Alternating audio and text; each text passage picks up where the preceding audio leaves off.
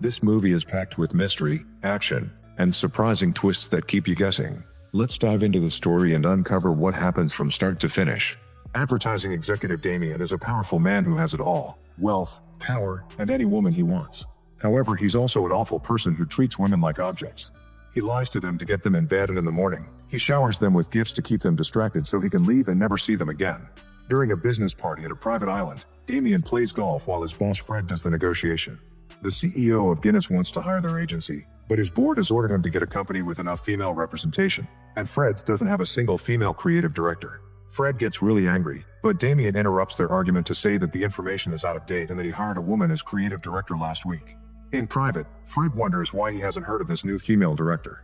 Damien admits that he lied and that he'll hire one when they go back. Fred is proud of him and promises to make him CEO when he retires. Then Damien calls his assistant Ruby and asks for a list of their female creatives. Ruby starts reading the list and Damien chooses the first name just to make it quick. Meanwhile, Alex is told that the other creatives are leaving early for the pub, so she must finish their chores. Ruby approaches her to inform her that she has a meeting with Damien tomorrow morning because she's getting a promotion, although she doesn't tell her that she was chosen randomly. Alex hugs Ruby as she cries, explaining that she's been here for 20 years and after taking time off to raise her child, it was hard to come back and be surrounded by young people. In the evening, Damien gets a call from his mother and pretends he hasn't forgotten about her birthday, saying he's already on the way to the dinner party. The only reason he has a gift is that Ruby bought it in advance. At his family home, Damien is welcomed warmly by his mother, but his father and brother-in-law Chris aren't very excited to see him. It's clear that Damien has no connection to his family and quickly avoids his nephews. Meanwhile, Alex is having dinner with her daughter Charlie, who shares stories about her father dating young women now. She also reminds her mother to stand up for herself. Her parents may be divorced, but she's obviously very close to Alex. The next day, Alex finds Damien in the lobby and immediately talks to him. Since he doesn't recognize her, he thinks she's a woman interested in him and chats with her just to flirt. Alex doesn't pick up on his double meanings and thinks they're talking about work. They split after taking the elevator, and Alex flirts with his old receptionist Felicity, who has been working there for 23 years. Once he reaches his office, Ruby brings Alex, who realizes that Damien doesn't know who she is. Damien denies it and congratulates her on her promotion, swearing that he handpicked her himself. Then they attend the creative meeting to discuss Guinness' new campaign, since they want to increase their female market share. Damien explains he's brought Alex to help them with this, but when he introduces her, he doesn't even know her surname. The men start throwing ideas, which are all terrible because their stereotypes were actually made for men under the disguise of being for women. Alex wants to correct them, but they don't let her talk at all. At the end of the meeting, she smiles and agrees to avoid losing her job. After the meeting, a creative asks Damien if he's losing his job to Alex. However, Damien clarifies she's just there to cover themselves on the subject of the female perspective. Alex overhears this and calls him out, but Damien gets offended and claims she should be happy she got a promotion just for being a woman. He also spouts a bunch of nonsense about things being harder for men now. Alex tells Damien that he's the problem and quits on the spot. When she tries to leave, Damien follows her, calling her too sensitive and refusing to let her have the last word. Outside, Damien is so busy insulting her and trying to fire her that he accidentally crashes into a pole and passes out. Moments later, two female paramedics wake Damien up and offer him some medicine, but he assures them he's fine. On his way back, Damien sees a homeless man with a pigeon telling him that he'll never get out. In the office, everyone is dressing differently and stares at Damien, who doesn't notice anything.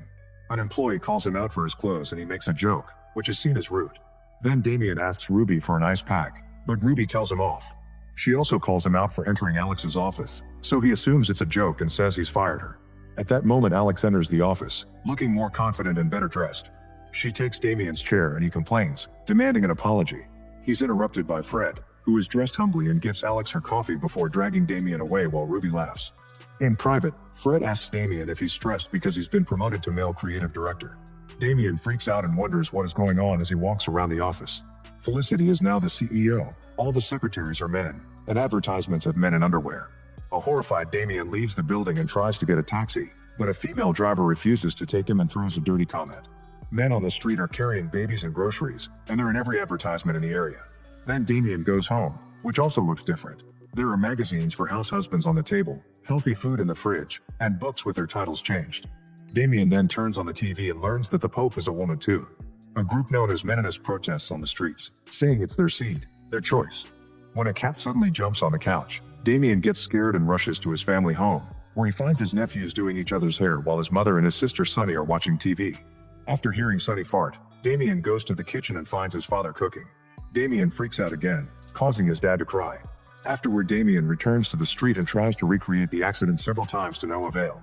When he sits on a bench, Pigeon Man joins him and explains he also comes from the world where men are dominant, but he's been stuck here for 9 years. There was another man like them who was sent back after he reclaimed his position of power, and Damien thinks it'll be easier for him to do as well. The next morning, Damien wakes up with the cat on the bed. When he takes the shower, it's too short for him because it's designed for women. On the subway, he has to deal with a woman rubbing her body against him. Meanwhile, Alex has custody of Charlie and a male maid who prepares breakfast for her. She reads in the newspaper that Saudi Arabia is finally allowing men to drive. At the office, Damien approaches Felicity and gets ready to flirt as usual, but she doesn't even know his name and scolds him before kicking him out. During the creative meeting, Alex explains that Guinness wants to start making wine for men, so they pitch ideas for ads. All the women say very offensive or stereotypical things about men, and Damien has never heard. When he protests, Alex says he's being too sensitive and tells him he needs to get naughty with his hand because men get aggressive if they don't do it at least once a week. Alex also warns him that he'll be fired if he keeps being disruptive. In the evening, Alex and Felicity get a drink at the bar. They complain about the meninist movement before flirting with men much younger than them. Meanwhile, Alex asks Sunny how to get noticed and respected at the office, so she tells him he needs to look attractive and agrees to help him. The next day, Chris takes Damien shopping and Sunny holds the bags while the men have fun. Chris tells Damien that not looking good means not receiving attention, but looking too good means not being taken seriously, so he must find the middle ground. He also insists that Damien must get special underwear that will make his bulge look bigger. At the salon, Damien agrees to get hair removal on his whole body but turns down the extension for his member. His hair gets dyed to get rid of the white and is given some curls for a cuter look. For the next few days, Damien wakes up at 5 a.m. to exercise, eats healthy, wears beauty masks, and regularly grooms himself. Now whenever he goes out, women catcall him. When he returns to the office, even Alex compliments him. Damien tries flirting with Felicity again, and this time it works, so she agrees to bring him to a business lunch with Guinness' new male CEO. During the meal, the women eat large amounts of meat and Damien forces himself to only ask for salad. The CEO informs the group that he wants to find a new advertising company because Alex's doesn't have experience with the male market. Damien tries to reply, but Alex cuts him off to say that this man shouldn't be CEO and that Guinness received a harassment lawsuit, so they saved face by hiring a guy. Alex pretends she understands how hard it is for a man to be in charge and manages to convince the Guinness CEO to keep working with him. While they talk, Felicity touches Damien's thigh. After lunch, Felicity tells Damien to come to her house for dinner. Damien says yes, but then he rushes to Sunny's office and asks if he should get dirty with his boss in exchange for career advancement. Sunny says no, pointing out that it's illegal. Afterward, he goes to the clinic to get an enlargement, which makes him walk funny. That night, Felicity is waiting for him in just a robe. They flirt a little before she makes him wear a costume. Damien ends up dressed up as a cowboy and doing a little dance for her, talking in a bad southern accent. He feels humiliated, but Felicity loves it. Her excitement is so strong that it causes a heart attack, killing her. During the funeral, Damien tells Fred what happened. Fred is amused and says getting naughty can't actually get men a promotion, otherwise they'd already be in positions of power. Most of the men in the office got naughty with Felicity, but it got them nowhere. Damien also learns there will be a party at a country house to honor Felicity, but he hasn't been invited. Later, Damien meets with Pigeon Man again. Talking to him is so depressing that it inspires him not to give up.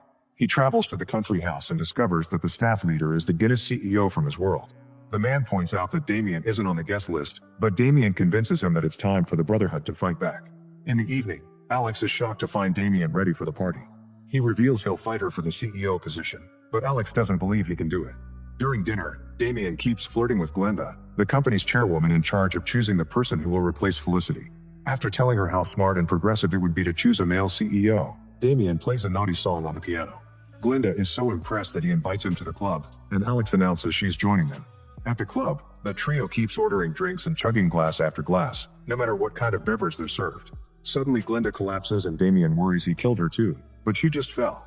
They are so drunk that on the trip back, Alex and Damien actually get along. At the house, they use Glenda's head to open the door and bounce her on the stairs when they take her to bed. The next day, the board asks its most important employees to share their ideas for the future of the company. Damien does his presentation first, talking about change and the importance of innovation. He finishes his speech by releasing a butterfly, which lands on Glenda's shoulder. The meeting is interrupted by Alex getting a call from Charlie, who chipped her teeth and can't find a working dentist because it's the weekend. Damien says he can help because he knows the best dentist in London and calls Sunny, whose insults are overheard by everyone. She agrees to see Charlie and Alex asks Damien to come with her, not wanting to leave him alone with Glenda. During the trip back to the city, Alex drives like a maniac and ends up with a flat tire. She pulls over and proceeds to change it while she keeps getting calls from her ex-husband. She explains he's a model who lied about being on the pill to trap her with a baby. When Alex keeps complaining about men and how she deserves the CEO position, Damien realizes how awful he sounded back in his world. After Sonny takes care of Charlie, Alex thanks Damien for everything and they both agree to go home since it's too late to return to the meeting. However, Alex rushes back to the country house, only to discover that Damien is already there. They start arguing, but they find the tension between them exciting and they end up getting naughty, fighting to be the one on top during the whole process. The next morning, Damien wakes up and tries to sneak out. However, Alex woke up first and is trying to sneak out too. They both agree that last night was amazing because it was like getting naughty with themselves. Neither of them wants a relationship and they're amazed by how much they have in common, making Damien realize this is the longest he's talked to a woman in the morning. When they're about to get naughty again, Alex gets a call confirming she's the new CEO. Damien gets angry because she didn't even do a presentation and starts ranting about the system that decides these things according to people's genders. Alex gets tired of him and decides to fire him. At the office, Fred and the other guys hug Damien and say a heartfelt goodbye. He sits outside with Pigeon Man and two birds land on his head. Meanwhile, Alex gets a party to welcome her as the new CEO. In the evening, Damien gets rid of the birds before visiting his family. Chris helps him clean all the pigeon poop and tells him he has an idea. The next day, they see a lawyer who declares that the CEO vetting process was fraudulent and that Damien was fired under wrongful termination, so it's possible to get his job back. He warns them that this may get ugly, but Damien wants to do it anyway, so the lawyer asks him for anything they could use against his bosses. When the company learns that they're being sued, Glenda says this is why they don't hire men. Her mood gets worse when she learns that Alex got naughty with Damien. Soon the company loses a major client and rumors say more may follow. However, the lawyers haven't used Alex's dirty secret for some reason. A very confused Alex runs to Damien's house and wants to know why he isn't using their dirty night against her, but Damien only says he doesn't know. At that moment, she gets a call from Glenda, who announces that Damien is the new CEO. However, Damien freaks out, saying he isn't ready to come back. As he yells at the sky that he doesn't want to return to his world yet, Damien slips on the wet ground and hits his head. When Damien wakes up, he finds himself back in his world. He runs to the office and hugs Felicity, delighted to see her alive. Then he tells Ruby that she deserves a promotion and promises to take care of it later, but now he needs her to find Alex. When Fred asks him to check the campaign models with him, Damien turns him down and says he should be ashamed of himself. Ruby then gives him Alex's address, so before leaving, Damien apologizes to everyone in the office, including the cleaning lady, who happens to be Glenda. Minutes later, Damien knocks on Alex's door and notices that the cat lives here. Charlie opens the door only to close it again when she realizes who Damien is. Next, Alex comes to the door, but she closes it on his face too. Damien starts yelling an apology, so Alex comes back and he admits her campaign ideas were brilliant, even quoting her ideas. Alex decides to make some requests and Damien says yes to everything, which convinces her to come back. Months later, the Guinness campaign is an absolute success and their sales are constantly on the rise. Alex wins an award for it and appears in a magazine. Meanwhile, Fred ends up in the other world with Pigeon Man.